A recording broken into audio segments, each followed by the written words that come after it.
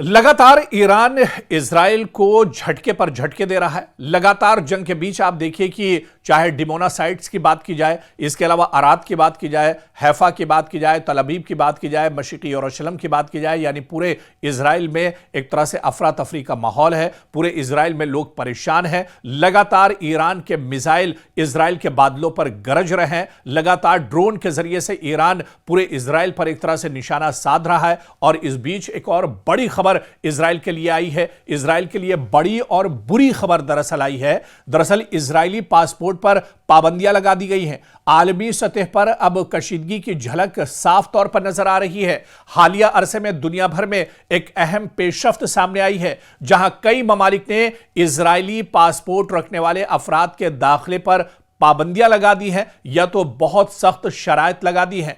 यह इकदाम बुनियादी तौर पर सियासी और सिफारती कशीदगी का नतीजा है, जो मशरिक़ वुस्ता की सूरत हाल से दरअसल जुड़ी हुई है।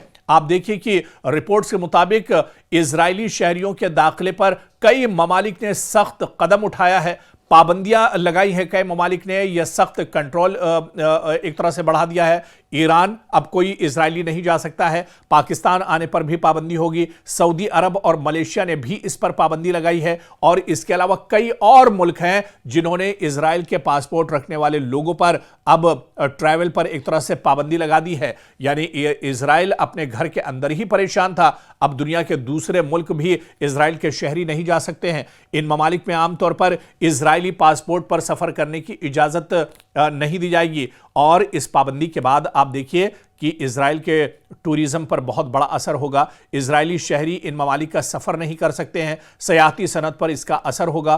कारोबार पर यानी बिजनेस ट्रैवल पर इसका असर पड़ सकता है। सरमायाकारी और तिजारती मुलाकातें मुतासिर होंगी। इलाकाई तिजारत में रुकावटें एक तरह से पैदा होंगी। और बैनुल-अक़वामी जो नक्ल हरकत है, मोबिलिटी, इस पर भी बहुत ज्यादा असर पड़ेगा। इजरायली शहरियों के लिए दुनिया के कुछ हिस्सों तक रसाई एक तरह से महदूद हो जाएगी। सफर के लिए मुतबादिल रास्ते या पासपोर्ट इस्तेमाल करने पर इसका असर पड़ेगा। दरअसल ये पाबंदियां किसी एक दिन का फैसला नहीं, बल्कि कई अवामिल इसमें शामिल हैं। मशरिक़ वुस्ता में जारी सियासी तनाज़ात, जंग जैसे हालात, इजराइल और बाज़ मुस्लिम ममालिक के दरमियान सिफारती ताल्लुकात का फुक़दान और हालिया फौजी कशीदगी और जंगी सूरत हाल भी इसकी एक बड़ी वजह है, जिसकी वजह से इजराइल के अवाम पर बहुत बड़ा एक तरह से दबाव पड़ा है।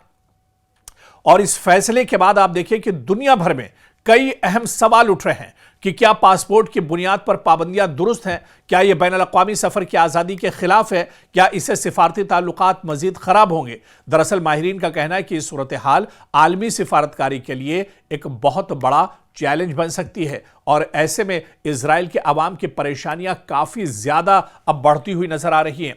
दरअसल इजराइल के अंदर लोगों में इसी बात को लेकर गुस्सा है, इसी बात को लेकर नाराजगी है कि एक तरह से ईरान के ऊपर इजराइल ने जंग थोप दी है और इजराइल के लोग परेशान हैं। ऐसी ही नाराजगी अमेरिका में भी देखी जा रही है, जहां पर अवाम की एक बड़ी तादाद का मानना है कि जबरदस्ती अमेरिका और इजराइल ने ईरान पर जंग थोप दी है और अब उसका खमियाजा इजराइल और अमेरिका के अवाम को भुगतना पड़ रहा है।